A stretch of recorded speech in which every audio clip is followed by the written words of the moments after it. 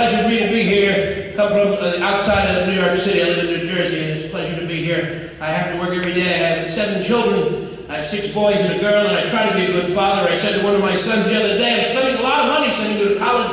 What do you think you'll be when you get out? He said, 38, 39, 40.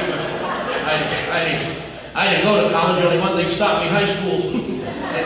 You'll notice, ladies and gentlemen, that in my act, I don't do any mother-in-law jokes. I think when a comic comes on stage and does mother-in-law jokes, that's terrible.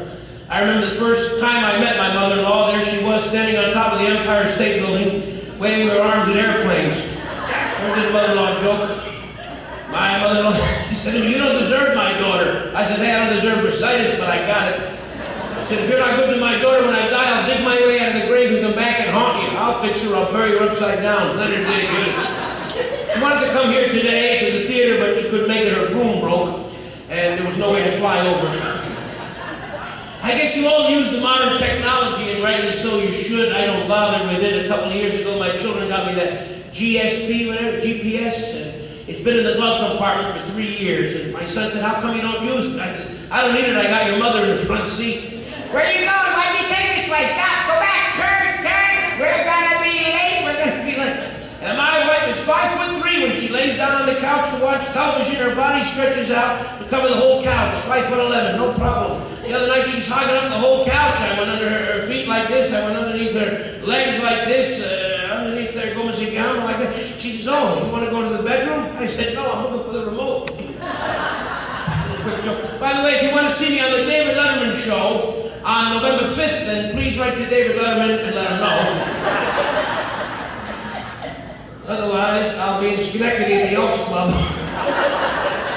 where they'll be holding a moose's ball. I am so sick of my act, you have no idea. I remember the first joke I told in Gaslight Village. Ladies and gentlemen, welcome to Gaslight Village. You heard the news today. Frank Sinatra just married Mia Farrow, brought her home to meet his mother. He said, Mamma Mia. I think it's time to take that out. You people look wonderful here. You could spread out and have your own row. Things are so slow, the doorman just got picked up for loitering. Someone called up and said, what time does the show start? We said, when can you make it? But President Obama announced 6 months ago the recession officially ended, but he hasn't been to my neighborhood. Things are so bad. I went to the gas station this morning. I said to the guy, give me $5 worth. He said, here, smell the nozzles.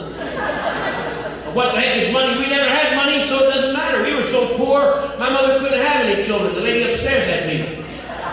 We were so poor, my mother made 3 bean salad. We had 1 bean Monday, 1 bean Tuesday, I'll find it going. We were so poor. Bob Carroll's happy that I'm bombing. We were so poor, my mother never put baby powder on me, she put Bisquick. Every 3 days I broke out in cookies. We were so poor, the mice in our apartment had to go out to eat. We were so, but when you find one you like, just nod your head like this.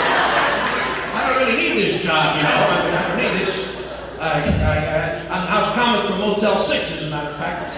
The other night I did my show at the Motel 6. After my show I went to my room. My room had no ceiling. I called up the clerk. I said, what kind of room is this? It has no ceiling. He said, that's okay. The guy upstairs, he don't walk around much.